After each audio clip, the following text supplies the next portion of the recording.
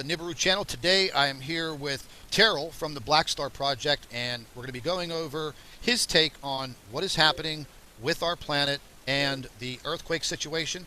He's also going to give you a rundown on his Black Star Project. Very, very important information this afternoon. Terrell's taking his time out today to be with us. Terrell, how you doing, buddy?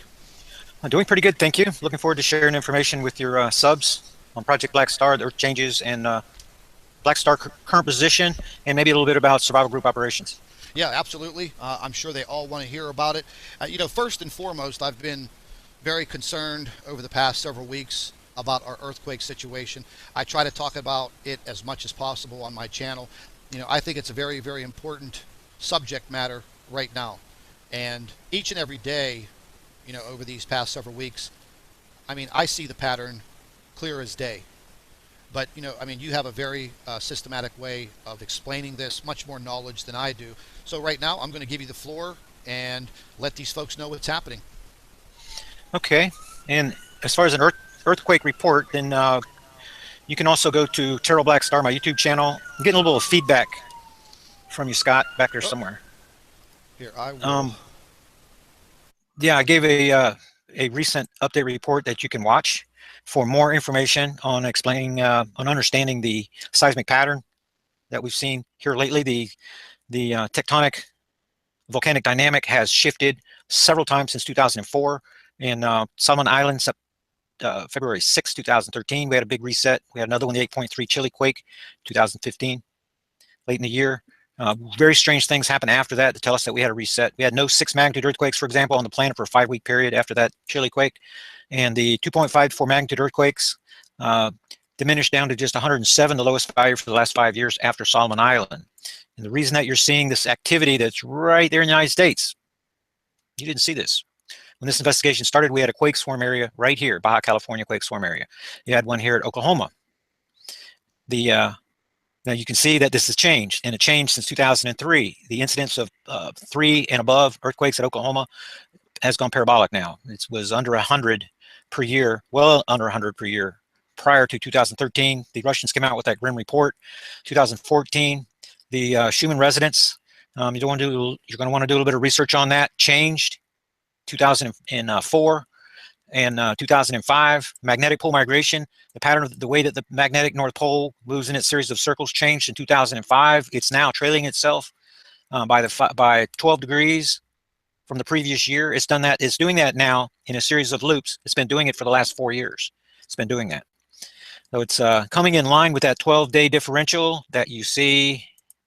See if I can pull this back up. This 12 degrees that you see right here in the seismic chart between our near side alignment quake events, our backside alignment quake events. We had some late back here, and we're wondering if this Vanuatu quake right here, you see this little small angle, should be a 12. It's because of Jupiter. It's looking more and more. Whenever Jupiter was in back orbit, the black star's over on this side of the solar system. Whenever Jupiter was in back orbit around here, just take the position of the black star in Libra, draw a line this way. Then draw a perpendicular line this way, 90 degrees, and you have this half of the solar system that Jupiter is in near orbit to the black star, and this backside where it's on back orbit. Well, it made the transition over here at the 90-degree angle mark on January 5th, 2014. The backside alignment quake events were late back over here when Jupiter was around here. Now our near side alignment event came a little over a week early on the last cycle, and we're wondering, Black Star and Jupiter are getting really, really close. We're wondering if this solar system harmonics is being influenced by Jupiter and throwing off the modeling, what's going on. So while I'm here, I'll just show you how and why we have 2 Earth change uptick periods every year. It's very predictable, and 2 lull periods every year. So we can look at this cycle, or we can go back to a previous cycle in 2012. If you're following my research in 2012, we're putting Leo in the background, like this. And we would have reached the 90-degree. I'm going to have difficulty grabbing the Earth like that without messing it up. Here we go. We're going to bring the Earth back around to this 90-degree angle. There's Leo right there. And so when we get to this 90-degree angle mark, this is whenever the Earth change uptick period would start. And the reason is because the black star being here, the Earth has been in back orbit to the black star moving around, but it's when we start moving towards the black star like this that we have the uptick period. So it's pretty easy to identify. for this particular cycle that we're on right now, the black star has, so we've been tracking it every year coming across. I've been making these same presentations as it's been coming across every year. And now it's in the Libra constellation relative to the sun. There's an article in this week's newsletter because they're asking me this, the blue, what's his name? Black Sun, somebody on YouTube. He's been, he has a different method using tides, and he's been using Jupiter, and he has apparently some pretty good data. I haven't been able to look at it yet, but he's placing the black star over in Sagittarius. He's saying that's where it is, but he's talking about relative to Earth position. That it's important to realize that in all of my commentary, black star position is given relative to the sun. It varies with the Earth because the Earth's moving around the sun like this. The sun is the center of the solar system. So the black star's between, not way out there where Libra is. Black star is actually somewhere near Mars orbit path. It's pretty close right here. So if relative to the, you can see that Mercury, to give you an example, is in Virgo relative to the sun. But whenever we turn the solar system around and look at it from Earth, you can see that it's in Sagittarius. It's between Scorpio and Sagittarius relative to Earth, right? Because it's so close to us. The black star being relatively close to us as Earth is going around the sun, it's changing its position relative to the ecliptic constellations based upon Earth's moving 2 astronomical units, 180 million miles from this end of the solar system to this end of the solar system. So if we could see it, it would appear to be moving back and forth. And while we are in near orbit, the Earth is going this way, it appears to be retrograding. As we're moving between them, then we pass the black star and then move by it. So it's behind us. It's even with us. We have the same view as the sun relative to the sun in the month of April, late April, because we're in a straight line. But when we go past it, the black star would appear to be retrograding back into Virgo from our position relative to the Earth. That's why in all my presentations, I'm going to give you position of the black star relative to the sun, because it does change with the Earth. But the uptick period comes when the Earth is moving like this towards the black star. The reason is because the black star is here, the sun's here, the black star is here, the Earth is here. We're moving towards it. The magnetic portal connection between the Earth and the black star is getting shorter and shorter every day. And it's shortening by up to 60,000 miles per hour when we're moving directly towards it. A shortening magnetic portal connection means that the internal conduits, two types, the active conduits and the passive conduits that are on the outer wall, that they provide insulation properties for the magnetic portal connections. But as these two stars get closer and closer together, the internal conduits, the active conduits, greatly outnumber the passive conduits that are squeezed and pushed to the outside. That's what causes this magnetic portal connection from the black star and the sun to interact with these other magnetic portal connections as they come in near proximity. So that's what happens to cause the magnetopause reversal. For example, March 12, 2012, and again on April 23rd, 2016, because the Earth was moving between the two stars. We're pulling a Sun-Earth magnetic portal connection and a black star Earth magnetic portal connection across the primary star-to-star connection. And as that happens, these magnetic portal connections create a triangle in here that converges, and then the black star crosses through. Those magnetic portal connections are pulled across one another.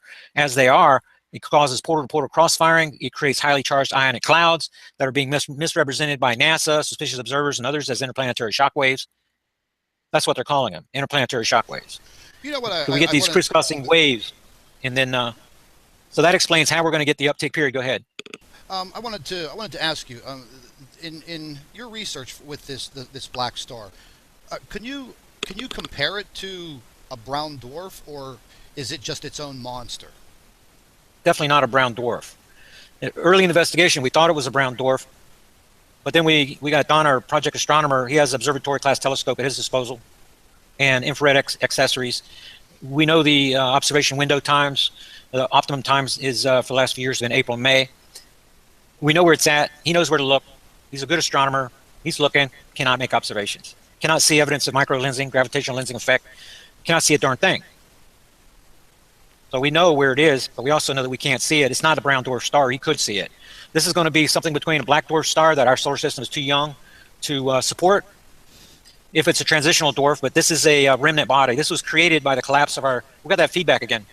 Oh, voice for your listeners and make them escalate. So this we're dealing with a remnant body that was created from the supernova of our sun's binary twin. So it's not a naturally forming transitional dwarf, definitely not. It's going to be from our binary twin that was much larger than our sun. It burned out more rapidly because of that. Whenever it went supernova, it created this remnant body. It compressed the very center compress, the compression from the implosion. It's like forming a diamond inside the Earth. You can get, if you don't have enough pressure, you get a lump of coal. You get enough pressure, you get a diamond. Well, it's going to be something in between a black dwarf star and a neutron type star, a non-rotating magnetar type star. But it's not a naturally occurring star, so it's not going to be cataloged by NASA supercomputers or anything like that. It is anomalous. It's an anomaly. Behaves more like a black hole than it does any known celestial object. And it's going to set down deep inside that gravity well. It's going to likely have an event horizon, even though a lot of people are going to disagree with me on that. Some of our physicists, project physicists, say that it must have one, and some say that it will not have one. So there's even disagreement among real smart people that that astrophysics is their thing. There's disagreement on the properties, features, characteristics, behavior of this object. Myself, I'm somewhere in the middle, trying to use the assistance of the physicists, the astronomers, and everybody, and also correlate that, tie that in and Nibiru somewhat, just because there is a cycle, doesn't matter how many years it is, 3,600 years or whatever, and with scripture, the earth staggering like a drunkard, the sun turning dark, not giving forth its light, the signs in the moon, the stars, and everything, the tsunamis, the waves, the things happening on the earth that petrify men so that they're turn white and they're frightened to death of what's happening. So go back in time, the days of Noah, days of Moses, and at the end of the age, Christ predicts that these things are going to happen. When you tie it all together, all the information, then we have an intruder in the inner solar system. It's already in the inner solar system, and it is going to be mentioned in the Dakota report, where Project Black Star is mentioned several times in the operations section. They talk about the death and destruction and things that are going to come, and that's precisely what Scripture says, that destruction is going to come suddenly, like the birth pangs upon a woman with child. I interpret that as the earth changes, the patterns in the earth changes being the birth pangs. The sudden destruction comes because this object, if you can see, it originates, its aphelion position is above the head of Orion, right here. Where it reaches perihelion is between the sun and the left side of Sagittarius, right over here. So right, so it's coming in on this orbit, and it only has two opportunities. It crosses Earth orbit's path on the way in, it reaches perihelion near Venus orbit, and then it leaves. We have an opportunity for a springtime crossing event and a fall time crossing event. This one happens before the perihelion, before the sun turns dark. The one at the end of the age happens around here in November, after the black star reaches perihelion, after the sun turns dark. So Christ can give those predictions from Joel 2 about what's going to happen, because it's happened before this fall time crossing event. It's this springtime event that you cannot see coming. The sun is, you can see that the coronal holes are getting bigger, it's getting darker, it seems to be going to sleep, according to the scientists. It's going to turn dark by the time the black star reaches it, but it's going to cross the Earth orbit path first. So if all these things are true, we're going to have a springtime crossing event, and it's slowing down. Inbound orbital velocity has a magnetic repulsion relationship with our sun, so it's difficult. We know the month, it's difficult to tell the year. We can't tell yet. The magnetic pole migration modeling says it's going to happen May 2017. The binary star magnetic repulsion modeling says that it's going to happen in May 20th, 2018. So right now we do not have enough input data to know definitively which model is correct. Go ahead. So referring back to the sun, is there something happening to the sun as we speak? Is this black star having a very adverse effect on our sun? I mean, with all of the coronal holes, I mean, just this constant, non-stop coronal hole after coronal hole opening up, very, very large holes opening up. So this is, I mean, because that is my thought, that is my theory, that is what's happening right now to our sun, and you know, and getting into all of a sudden this big, massive change in our weather systems. And you know, I try to put all of this together for my subscribers, and you know, I mean, without having super data, you know, like from NASA and all of these space agencies, you know, it's kind of hard. And you try to put it together yourself, you know, and I'm not a scientist by any means, but I mean, I investigate these things on a daily basis, 12, 14 hours a day. It's very hard to keep up with everything that is going on with our planet every single minute of the day. You know, I mean, there are some days that I'm afraid to go to sleep because in 3 hours later, I'm going to get up and wow, here we go. You know, we have another situation. So in your professional opinion and your research, this is definitely having a big effect on the sun. Yeah, while you're giving your commentary there, then I'm pulling up some links to help you. Okay, this right here is the radial flux progression. What this is, solar. If you go back in time, solar cycle 24 was projected to be bigger than solar cycle 23. You're looking at the peak over here for 23. Here we come along. We're moving along in time. Sun's going to solar minimum right here. Then as it starts going up right here, supposedly we reached the peak in 2011. You see the little peak right there? Thing is, the flux values are half of what they should be. And then we start seeing, flatline.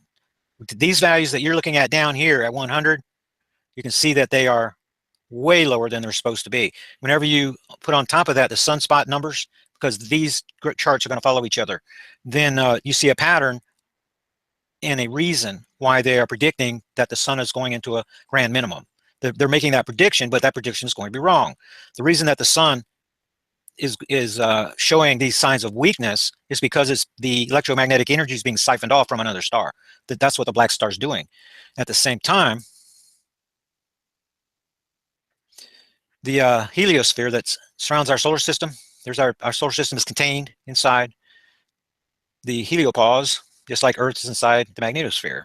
So here's the bow shock. This would be on the Ophiuchus side of our solar system. The helium focusing cone you guys heard about will be formed on the back side of that. Earth enters that December 5th or 6th every year. But the point here is that it is shrinking, and it at the time of the writing of this article in 2010, it had already shrunk 25% in just the last in that decade previous. So that's coinciding with this, and I wanted to get you a picture of it's going to look almost identical. It's sunspots, sunspot number. When you look at that, you're going to see exactly the same chart that you were just looking at, because those the flux values in the. Let me see.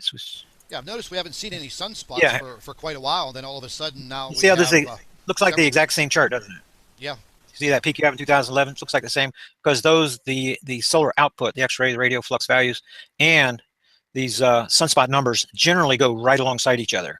So you can tell when you're getting near solar maximum, when all these numbers increase, the sun is going to develop 30 degrees above and below the equator, these two lines of sunspots when you get up to this maximum number. That's traditional. It's typical. Problem is, here we are. We're supposedly right here at the second peak. We're really close to that, and the sun's been behaving like it's in solar minimum. We never saw the poles flip like we did back in 2000, 2001, where you could see it. And I tried to go back and get the video feed of the flip, and it looks like that they've all been removed, as if that kind of thing is not supposed to happen, because on this cycle that did not happen. I've been doing this investigation every day looking for it, and it didn't happen. So the sun is acting very strangely right now. But the answer to your question is going to be absolutely yes. The strange sun is one of the witnesses in this case, saying that we have an interloper in the inner solar system. That's one of the witnesses in our case, right along with the Earth, Jupiter, Saturn, Mars, now Venus, becoming a better witness in this case too. Now, go ahead. And according to a lot of your studies, I just noticed over the whole entire period of last year, and what I'm going to refer to as near Earth objects, meteors, asteroids. It just seems that we've had an abundance of this type of activity throughout 2016, especially going into the latter part of the year.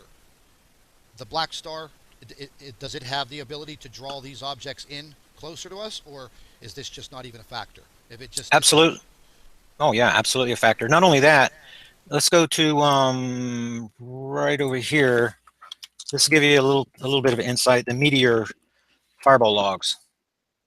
Let's look at what was going on in 2005 versus 2010 versus what we're seeing right now. Let's go back to 2005. These are the reports. Look at the number, 459 in 2005. Okay, remember that number, 245. Now let's go 5 years later. That number's up to 933. See, so it about doubled.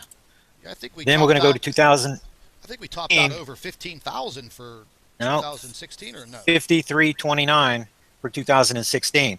But you see, that's multiplied by more than 10 times in 10 years. Wow.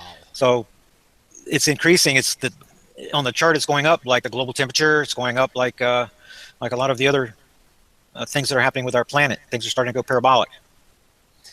So this is the sighting of meteor fireballs is part of the ping pong effect of having an interloper in the inner solar system. 2013 was called the year of the comet because there's so many diving comets in the sun. Asteroids, the number of asteroids that are falling out of orbit. These are asteroids that would have fallen out of orbit anyway, but they're being perturbed by something.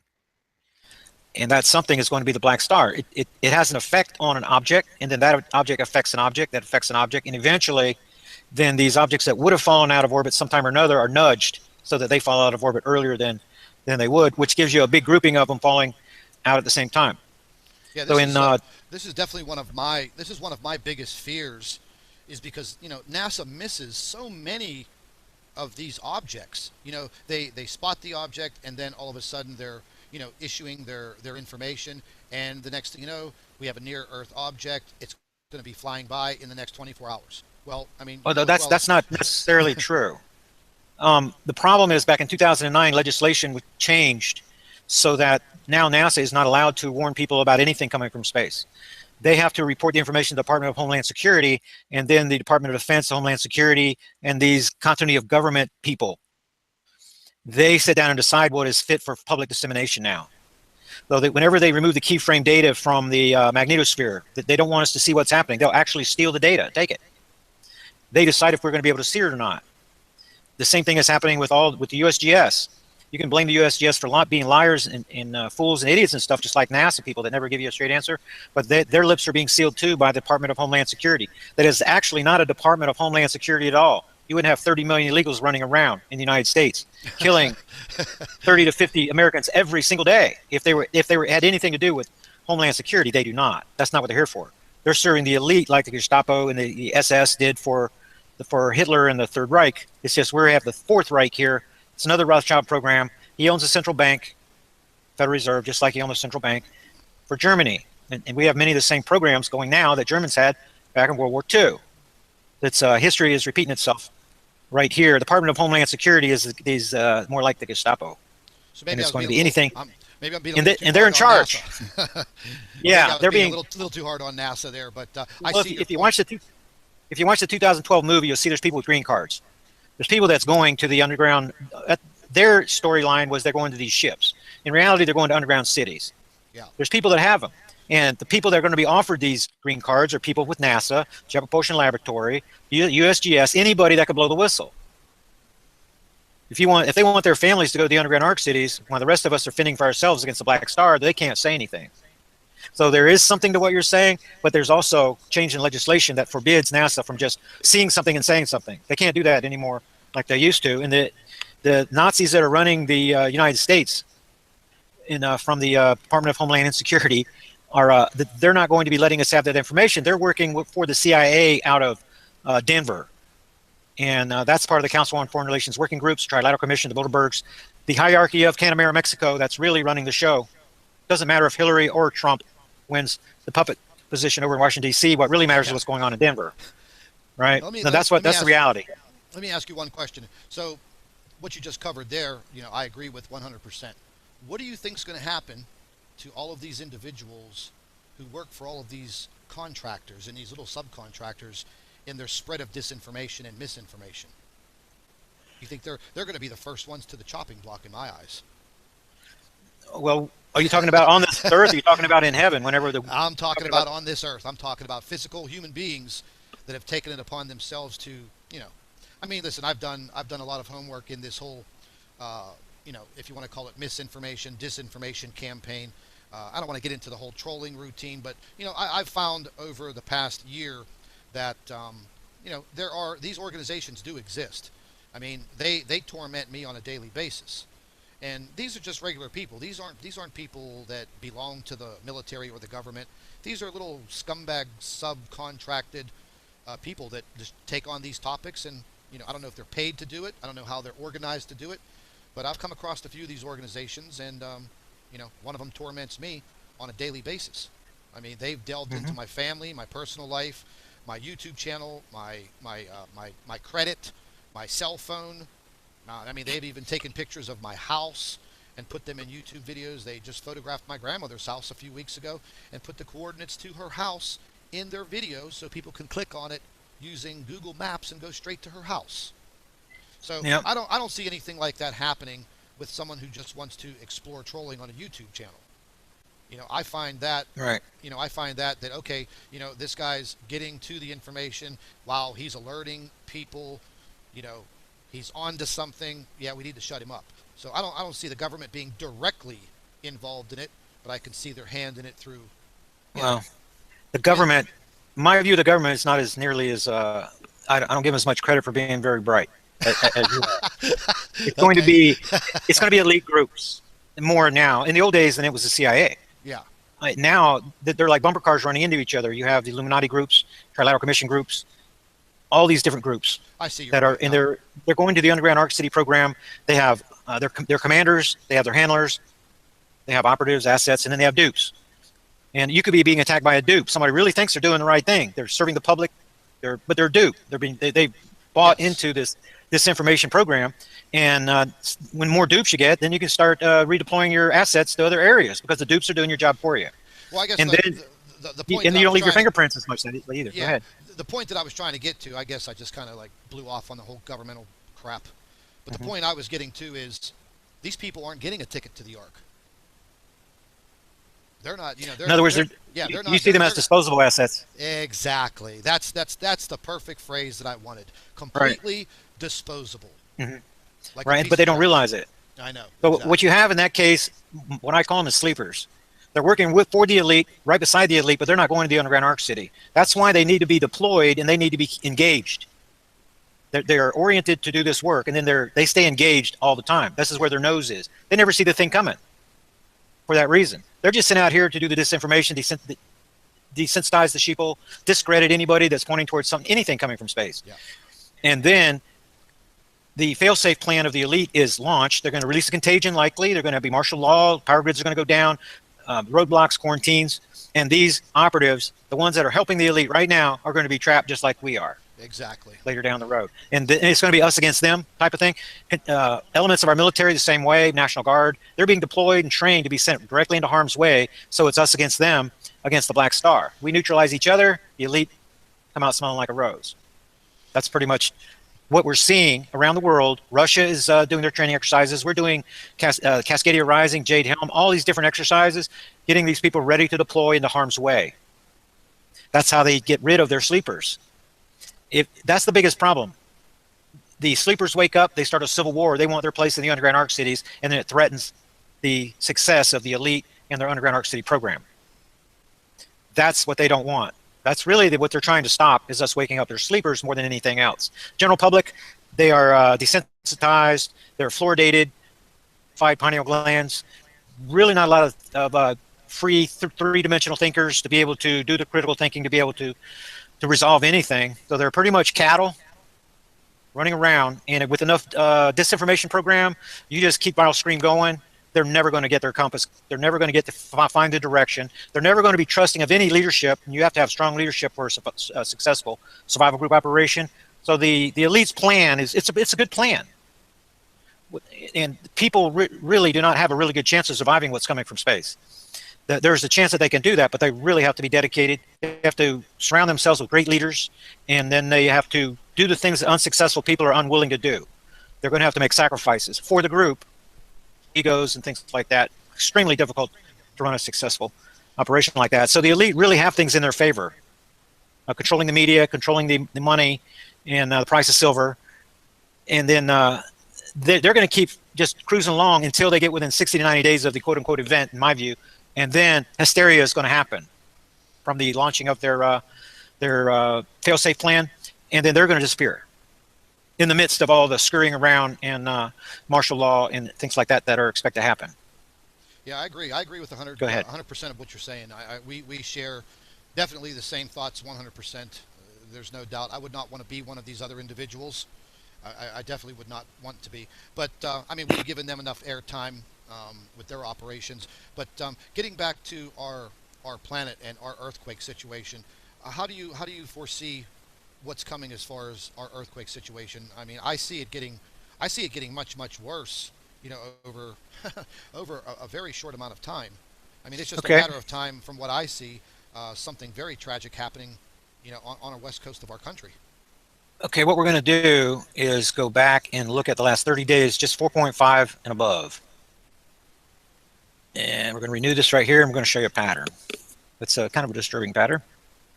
It's part of my recent update report. Let's go back and look at the whole 30 days. Oh my God. Now, this right here is the origination zone here in Indonesia, where all these magma plume arms began. This is the origination zone right here where my cursor is. See this big quake right here? When this big quake took place, it happened, it's going to be about 600 kilometers. It's going to be difficult to see through all that data. Let's see if I can see it. It's going to be 600. It's definitely down in the transition zone, Earth mantle. I'm having difficulty seeing where it was. But anyway, these deep quakes like this that are beyond 410 kilometers, they're taking place inside of Earth transition zone. It's a glassy layer, rock on top, metal on bottom. It's 410 to 660 kilometers inside of our Earth, and it's inside that transition zone that these buoyancy barrier corridors are being created by these large magnitude earthquake events. What a joke. The USGS is a joke. Whenever they give us an earthquake like this, and then they send us the summary information, and it's about the tectonics that are taking place at the very top of the Earth, the very top in the crust. They're not giving us any information on what's going down in Earth transition zone or any reason that there should be a 7-8 magnitude earthquake that deep inside of the Earth and the ramifications of what that means as far as rising magma plume formations and how that magma plume formation becomes an energy storing reservoir that can be released later in the timeline. So what's happened is, I don't know if your subs, see if I can find this story for you. It's got a good diagram on it. It's going to be magma blobs. That's the keywording right here. This is a picture of what's happening inside the Earth right here. My system's running just a little bit slow because of all our connections. I wanted to try to enlarge that picture for you a little bit. There we go. This is what's going on inside of Earth transition zone. And if you look real closely, you'll see these horn formations that form. These horn formations are very important to realize because that big giant quake that we had down here, 7.7, had no precursor quakes. Didn't have a 2.5, didn't have a 3, didn't have anything leading up to it. It just happened out of nowhere. Because one of these horns off of one of these magma plume formations and the reverberating wave from the lull period, that's what happens at the end of the lull period whenever this buoyancy barrier corridor begins to contract. Then you get these waves pushing back and forth in these horns. After the wave passes, these horns subside. They push way down. As the wave reemerges, this thing pushes up very rapidly. That's what happened down here. No precursor quakes at all. Bam, this earthquake comes out of nowhere. This formation right here is expanding around the entire planet. It was a Pacific Ocean Ring of Fire phenomenon a couple of years ago. Now there are bad warning signs. The terminal end, that formation down there, it pushed north around here. The terminal end was at Alaska for the last couple of years. At least that's what I thought. It appears that this formation has already pushed underneath Cascadia and is already closer to California than I realized. That's why you're seeing these larger magnitude earthquakes that are coming out of nowhere with no precursor quakes. None of the small magnitude earthquakes going with them. Down here on the southern side, all of these fives that are out here results from the horn formations on these magma plumes that are pushing upwards. They're trying to break through the buoyancy barriers is what they're trying to do. So you're seeing the stories about the Antarctic ice breaking off. This chunk, because this magma plume activity is pushed further south. This line was running across this way. Now it's further south, and look at all this activity around, because now the magma plume arm that reaches up that way towards Alaska and across that way to Chile is extending across this way too. The terminal end for the last 2 years has been here at Gibraltar. Then about 4, 5, 6 weeks into the uptick period, then it pushes through Gibraltar where you get several 4s and 5s here, and then it pushes the mid-Atlantic ridge. But we're seeing this activity along the mid-Atlantic ridge. Well, if I was showing you the 7-day, it'd be more accurate because this is for the last 7 days. But what I'm showing you is these larger magnitude earthquakes. This is another arm that reaches from Indonesia around this way. That terminal end is pushing north and is going to meet this arm coming across here until this pressure coming through the Americas meets, and all of these magma plume formations are strung together, one giant formation. Then whenever you have this big earthquake, like the one we just had, and especially this one wasn't down in Earth transition zone, this recent one, but whenever it does happen that way, it adds energy to the entire plume.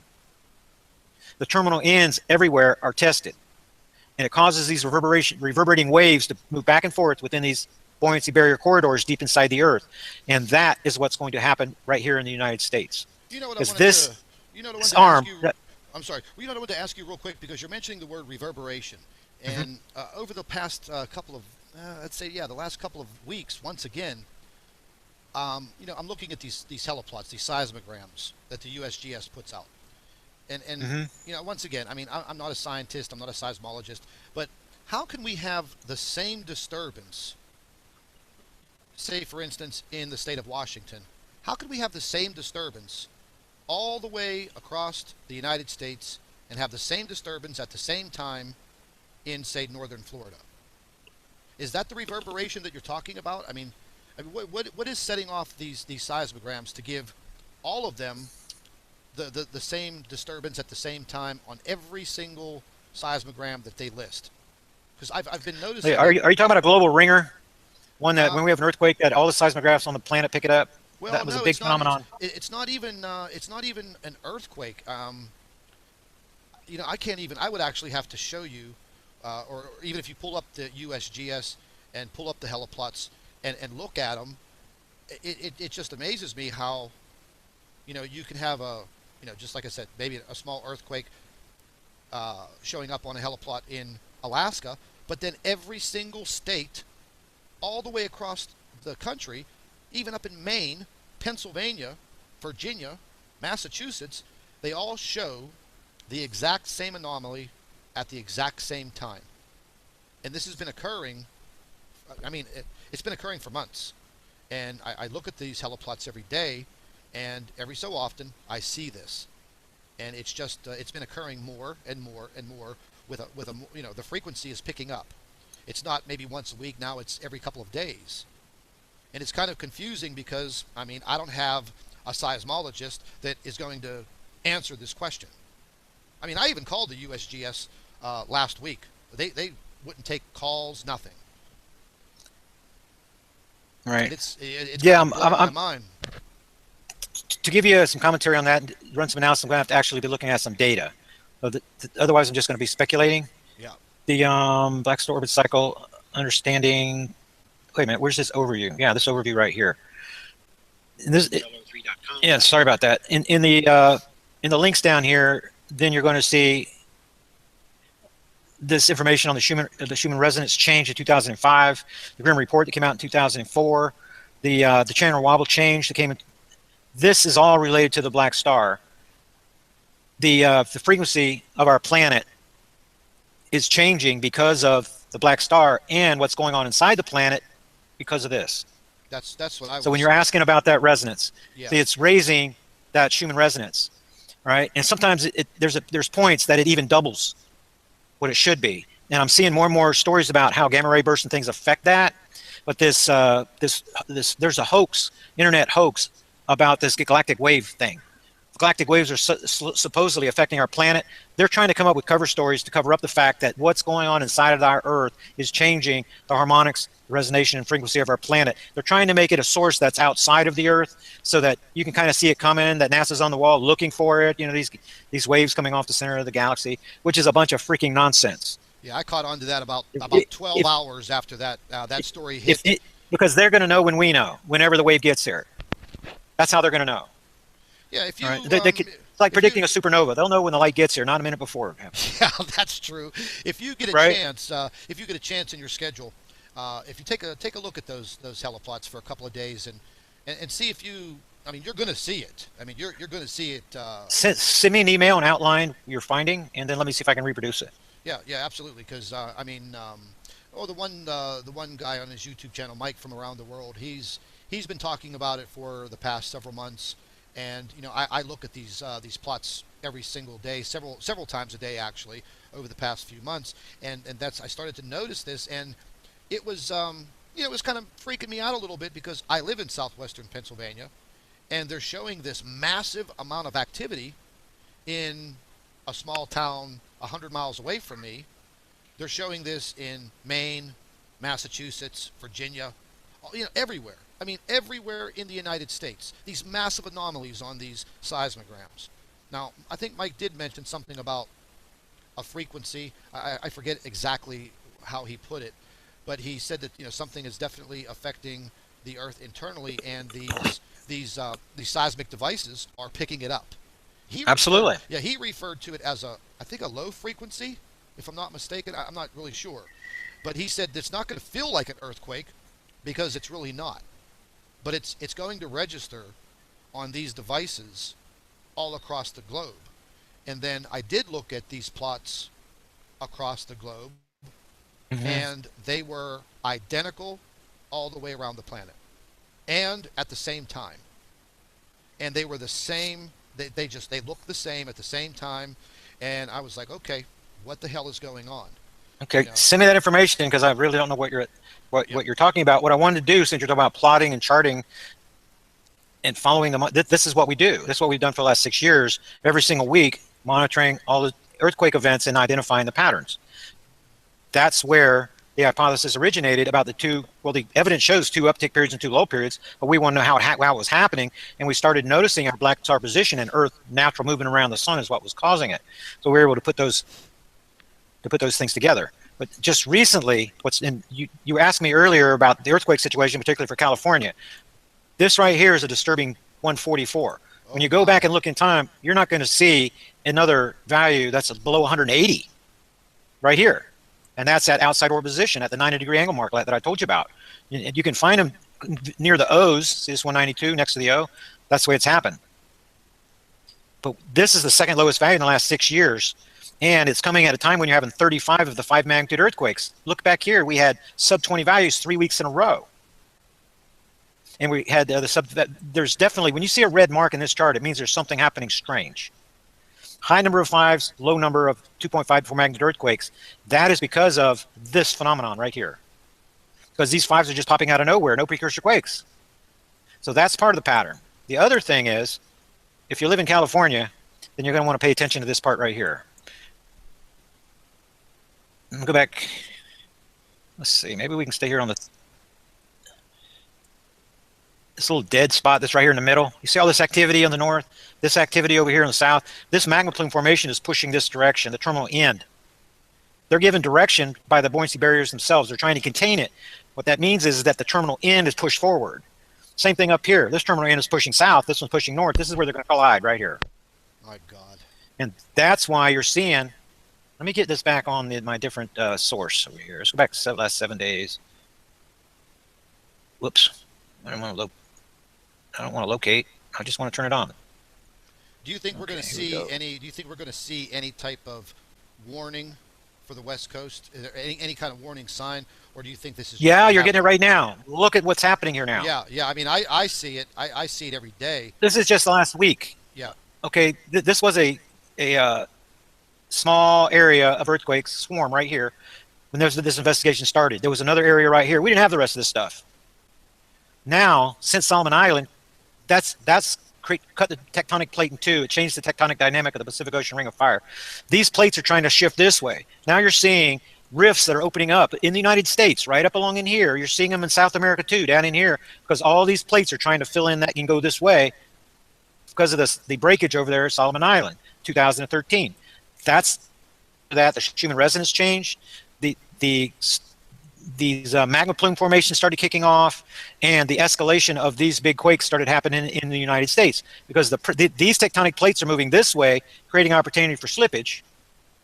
So when you're looking at it from down above, from the satellites, you can see magnetic anomalies taking place because the magma that's inside is more exposed to the space, and you can see the changes that are taking place right here as a precursor warning that this big giant activity, these deep earthquakes, those deep earthquakes are coming here. So these terminal ends are going to push together right here, and when they do, those terminal ends are going to collide. And when they do, it's going to test the buoyancy barriers.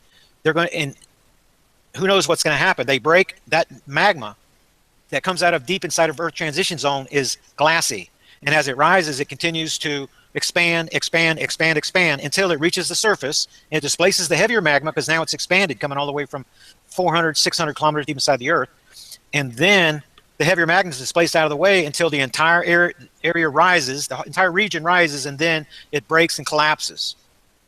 And that creates a scenario for these maps of the future. Right here. The Navy map of the future, the Scallion maps of the future. Yeah. But whenever I look at let's see if this is a larger version of it. This one will work. This magma displacement, this crustal displacement that's going to take place because of these pushing magma plume terminal ends is precisely what causes this effect. The washing away of these shorelines that you're seeing right here, this happens because of the geological pole shift to our planet. That means the Earth tips over. You have to realize the oceans are moving 1,000 miles per hour right now at the equator. They're going around with the Earth. But when the magnetic effect from the black star tips the crust over because of the embedded metals, the oceans are going to follow the law of gravity. So as the Earth's tipping over, these waters are going to crawl up upon the land and wash away. These shorelines like this, these magma plume formations come together. This right here is where they gurgle and bubble up to the top. This entire area collapses. That's where this map came from, my view, because whoever... So it's not a matter of the water washing on the shore. That whole area will be like a massive teacup. It will just disappear. Sink. It's going to sink. It's going to rise first, erupt. The eruption is going to start. It's going to send those glassy pyroclastic flows into the air. The prevailing winds are going to take it. Canada is really in a bad place for what's going to happen out here. I was explaining that to a subscriber today. That's why we need to be farther south to try to have protection from the mountain range and the prevailing winds pushing it in this direction. But then the Pacific Ocean comes in and puts it out. So this will be a gigantic, enormous fire for a while until the ocean waters come in and put it out. That's what keeps this from becoming an extinction level event, because this type of material circling around in the winds can kill animals on the other side of the planet. Now, I know that you have a fantastic preparation plan set up, with a lot of folks, and I know that I have to consider you a professional on this matter at this point in time. But do you want to go over and let everyone know that what you've organized, and if anybody wants to, join in with you and follow you, I'd be more than happy to, give them the information. I'm going to put your link to your YouTube channel and all of your information in here, because I feel that since I have myself involved in this for a long time now, and if I can't put forth anything else for people in general, if they at least have this bit of information, if they want to join you and gather more information from you, then so be it. But yeah, if you want to go into what you have planned down in the Ozarks, I'm sure a lot of people would love to hear it. Okay, first of all, this is my YouTube channel. You can get more information by going here. Hit that subscribe button, wherever it is. Let's get these numbers up. Appreciate that. And share the videos. Appreciate that too, giving more and more people access to the information. All the information you see here is free. This is the scripture section, 9/11 section. My book on the 9/11 truths right here. You want to know exactly what happened on 9/11? There's where you want to look. Then my book, The Mystery Explained, on scriptures right there, and the newsletter program is the way we share information on Project Black Star. So all this information is free. When you want more than $25 per year is what you pay for subscription. And then once you have that notification email that I send you, then there's a email address there where you can send for your threat assessment information. Just say, send me the threat assessment information, put that in the topic title, and then I'll send that to you. Then you have, at the bottom, it'll give you the option of sharing your contact information with survival groups that are already forming. We have more than a couple hundred families working together in the Ozarks in a real safe zone area. That's why I want to pull up this map here. And what we should really be looking at is the safe zone map. I'll show it to you right here.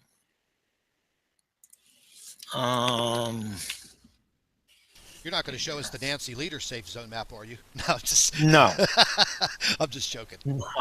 She has some good information. I used to go to her site back in 2011, but a lot of the stuff I think she's just way off on. Okay, here's going to be your safe zone map. You can see the big old giant hole out here. This is downwind of the pyroclastic flows, dust clouds. Not safe. You see where these reds come together up in Canada? It really makes this a bad situation for Canada. You want to try to get inside this red zone right here. You also need a large survival group. You also want to be underground, and you need a cavern in order to be able to do that. Digging a hole in your backyard is not going to help. Sustained temperatures outside, likely to be more than 200 degrees throughout the day, below freezing at night from nearing black star proximity whenever it's nearby us. So you're going to want to be in a cavern. You're going to want to be with a strong survival group with all your supplies, all your people. And we are located in this corner of Arkansas right here. It's about 150 miles from the liquefaction zone. This is going to be caused by a liquefaction of the entire Mississippi River Basin and a lot of the Missouri Basin. The pressures begin out here with what I already explained, these rising magma plume formations. This erupts out here. The pressures push through, and then New Madrid is activated. This creates a new line of earthquakes that take place along here, liquefying the entire region. This becomes mush. Runs right out here.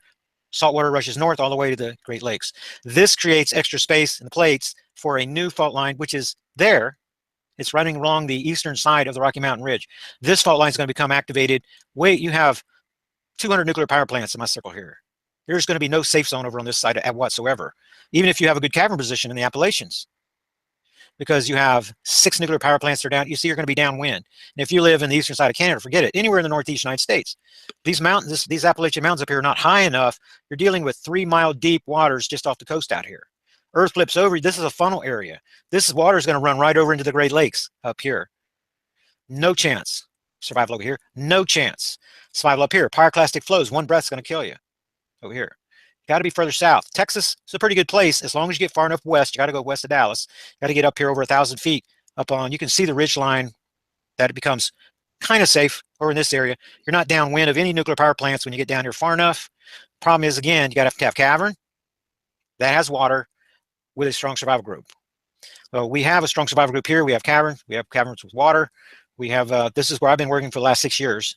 Moved there, lived there, worked among the locals, built relationships. And this is where our survival group operation is, up in this corner right here. So people write me, can you hook me up with a group in Pennsylvania? There are no safe zones in Pennsylvania. Whenever you get your threat assessment information, you give me your permission to share your information. You have to give me a written email. I'm not going to share your email. You're not going to share any of your contact information with anyone. When you give me that, then I'm going to send it to them. Then you can send a group email to 150 people and find out who's in your area, who you can work with. You have to do that on your own. So my job in this investigation is to wake people up, like doing these presentations, doing the research on this side. There's a survival group leadership from the survival group that will take care of you, answer your questions and concerns once you're becoming a member of the survival group. It's impossible for me to run the survival group operations and to do this job right here that I'm doing. If I stop doing this, we're not adding new members. And unless I can replace myself, which I cannot, then there's no way that I can be as heavily engaged. I'm here to support newsletter subscribers, to answer their questions. In the past, it's been about Black Star and helping to wake up. Now it's becoming more and more about survival, and it's taking more time. And so there is a distinction there, but there are a lot of very talented survival group leaders over there. Those are the people that I'm going to be handing you over to whenever you share your contact information. So that's how you join your survival groups. It's over there at Terral3.com. Hit that subscribe button. It's only $25 per year. It's like a doom, gloom insurance policy, so that you have a bug out location, you have a place to go, you have like-minded people. A lot of times it really helps to be able to talk with like-minded people that are awake, that realize this thing's coming, because your family thinks you're nuts.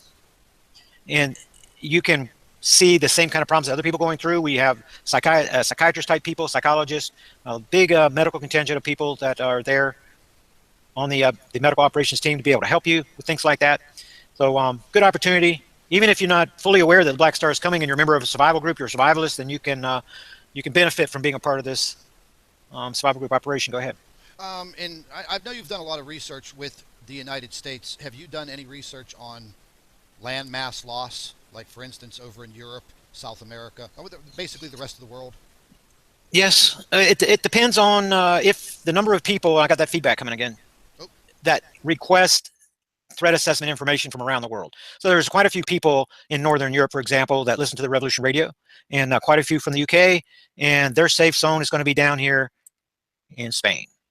They've got a similar problem to the United States. They have, move some of this information here. Gigantic supervolcano here, gigantic supervolcano over here. These guys are going on to erupt, just like Yellowstone's going to.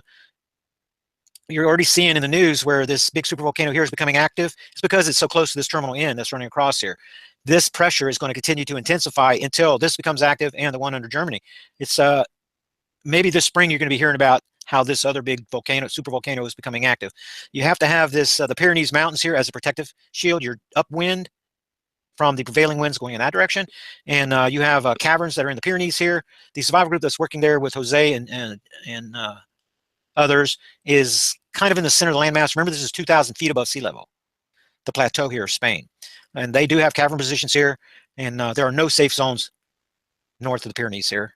So this is your option unless you want to go to Turkey. And I haven't found a single European yet in the last 6 years that wanted to go to Turkey. I don't want to. So they have the choice of going to. They have the choice of going to Spain, or they have no choice.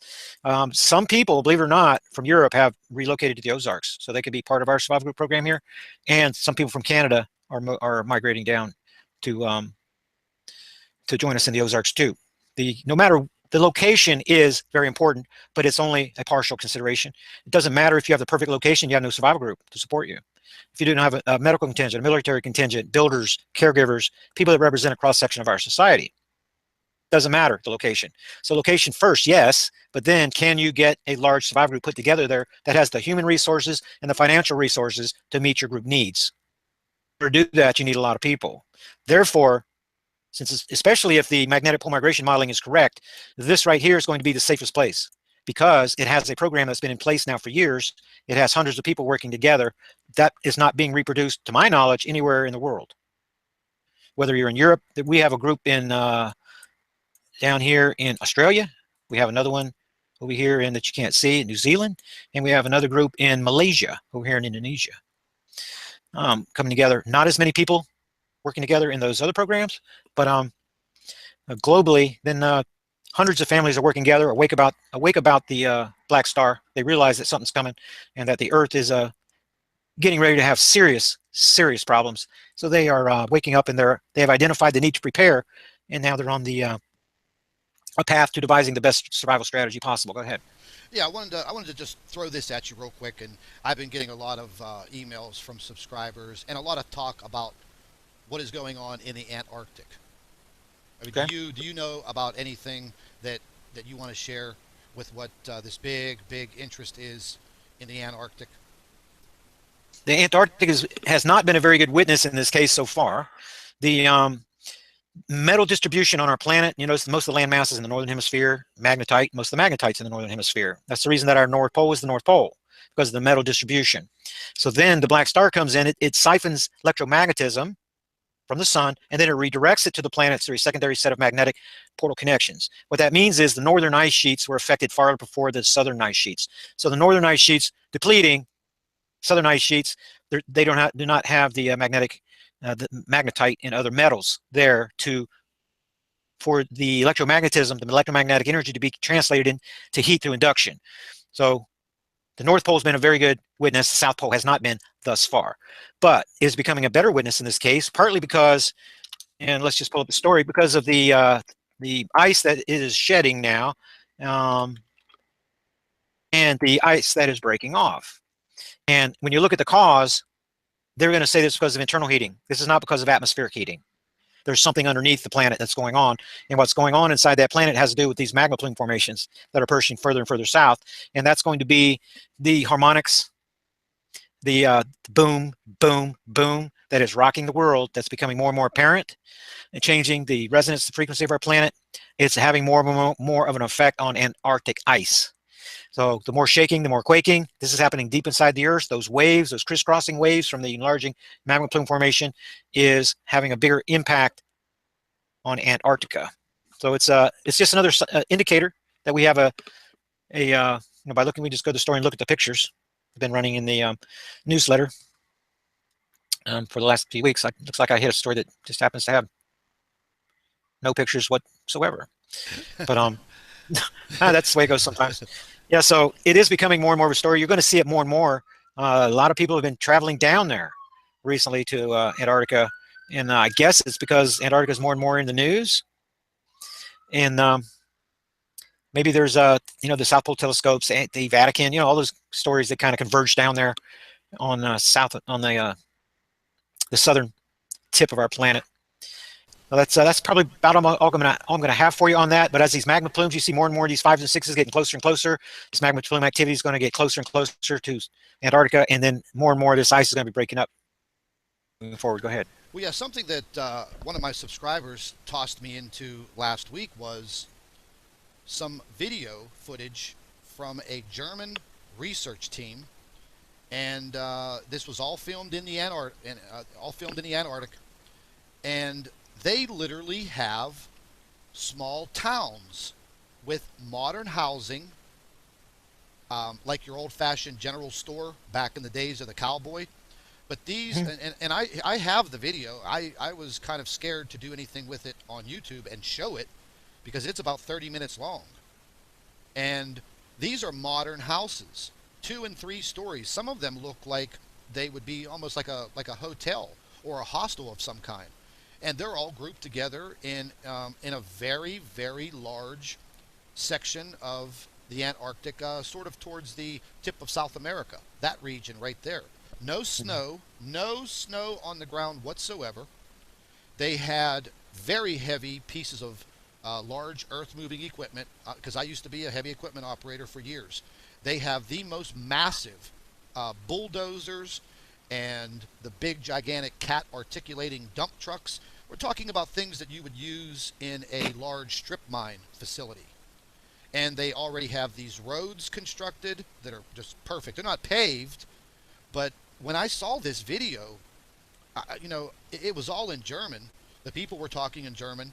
Uh, I mean, I was a little thrown back by all of that to see all of these modern houses and these modern structures already positioned and in place, and all of these people everywhere. They have a dock like you would see at a marina, like in South Florida. They already have it all built. That doesn't sound that doesn't sound right, knowing that how cold it is. It's really freaking cold down there. Well, this is right on the coastal area. I'll tell you what. I'll slip the video. I'll slip the video in an email, and I'll send it to you, and you can check it out. And there was a whole host of other videos that were he was going to send me, and I said, look, I've seen enough already. Don't force these videos on me, because then I'm gonna put them together, and I'm gonna put them into a video, and I'm gonna put it on YouTube, because from what I'm seeing is preparation on someone's end, and this was all in German. There was a German research team. They were flying the German flag, and again, these were all houses, like, I mean, modern day houses. They look like they were all built, of wood and shingled and things of that nature, but no bricks or anything. But I mean, getting all of that material down there, getting all of that equipment down there. I mean, and I know they only have a short window of time every year to get supplies and get these ships in there. But is this something that they've been doing for quite a long time? I mean, they would have had to have been preparing like this in this region for quite some time. And it kind of blew my mind to see that. And I mean, again, we're never going to know everything that these folks do, but the video kind of captured my thoughts, and I still think about it. And I just watched the video again this morning to see if I could pick out anything in particular about it. But the housing just kind of blew me away. But I'll slip it in an email, and I'll send it to you. You can check it out. Is there something else you want to cover? No, absolutely. I think you've covered everything. Gives my subscribers a great chance to listen to you and all your thoughts and your information. And yeah, we'll touch base again in a few weeks, and then I'll put all of the links to your information, your YouTube channel and everything. We'll put all that in the description box. I'll send you a link to this, and I appreciate you taking your time. I know you're very busy, and hey, man, we just have to buckle down like you're doing. Preparation is everything. And once again, you're not going to survive this alone. And I think your take on this, being part of a professional group, is definitely, the way to go. And I really appreciate your time, Terral. Okay. Well, thank you very much. And when you get ready again, we'll get to the bottom of this earth change lull period in the middle of February. So about the end of February, probably a good time. And then the uptick is going to be gigantic, and that's going to be the end of April going into May. So we'll probably want to do another one around that time too. That sounds real good to me, buddy. Okay. Right. Well, thank you very much. You have a great week, Terral. You too. Bye-bye. Bye-bye.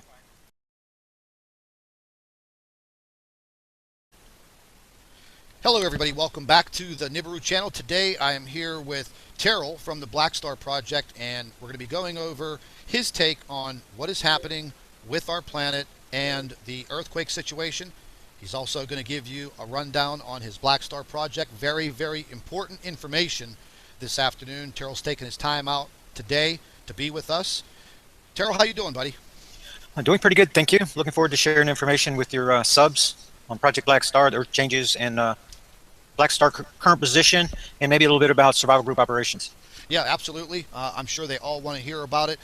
First and foremost, I've been very concerned over the past several weeks about our earthquake situation. I try to talk about it as much as possible on my channel. I think it's a very, very important subject matter right now. And each and every day, over these past several weeks, I mean, I see the pattern clear as day.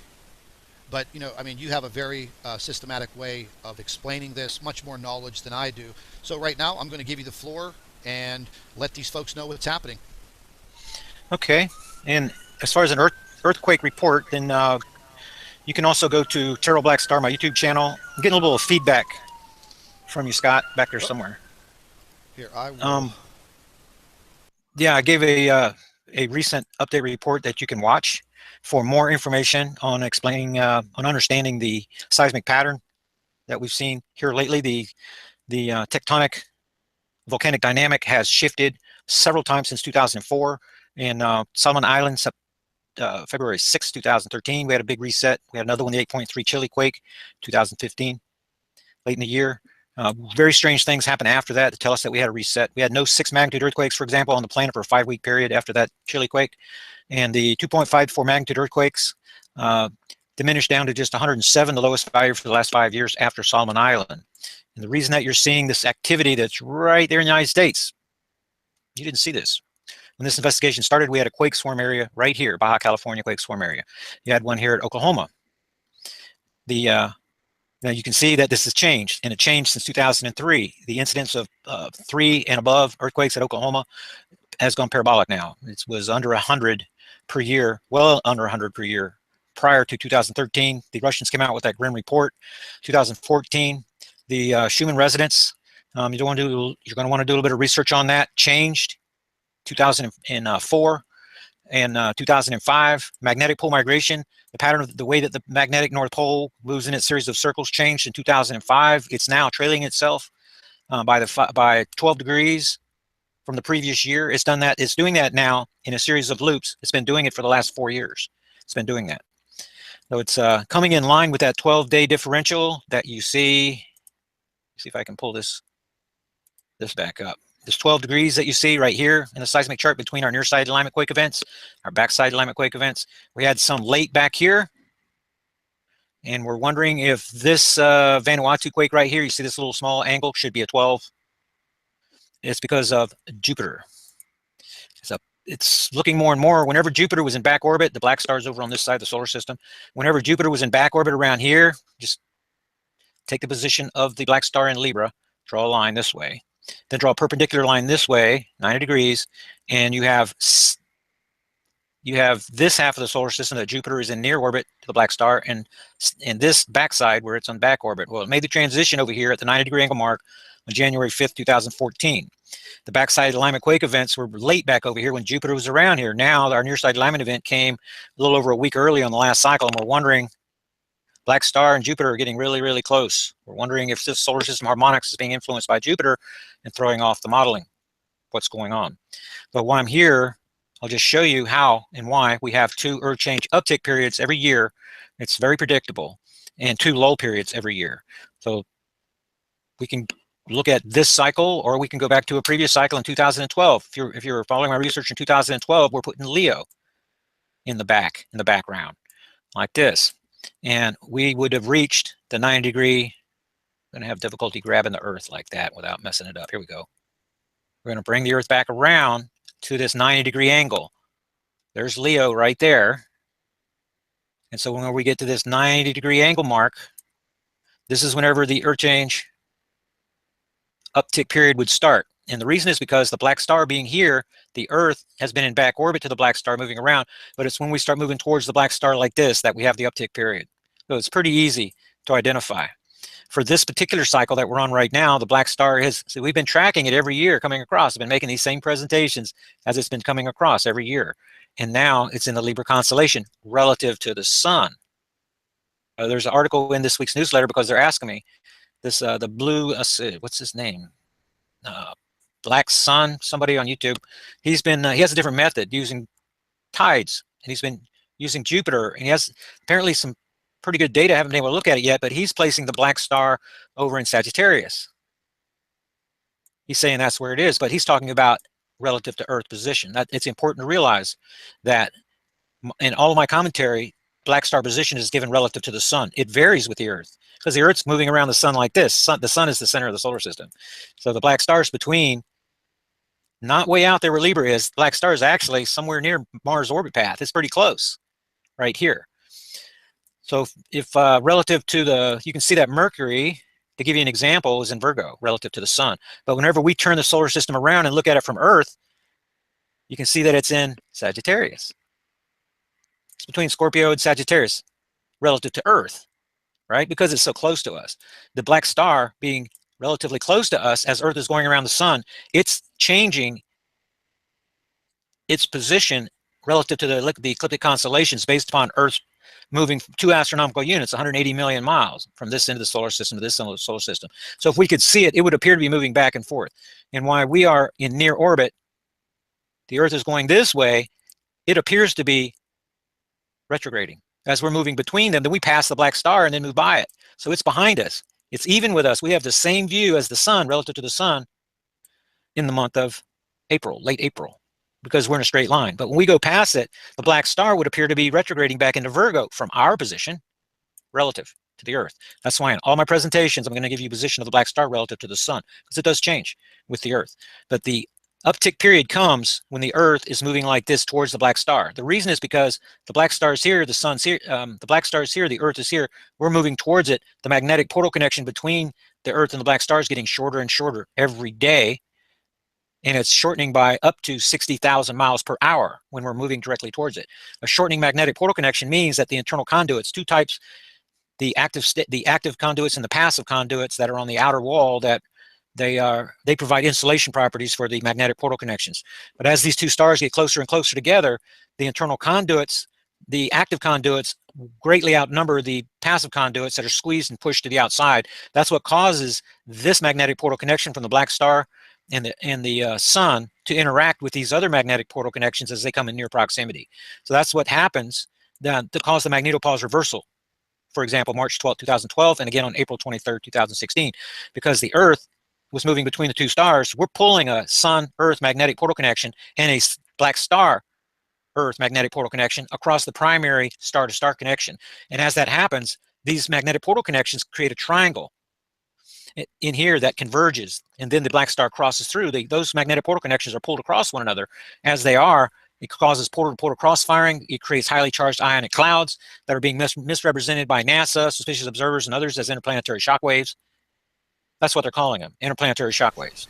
You know what? So we get these crisscrossing waves, and then so that explains how we're going to get the uptick period. Go ahead. I wanted to ask you, in your research with this black star, can you compare it to a brown dwarf, or is it just its own monster? Definitely not a brown dwarf.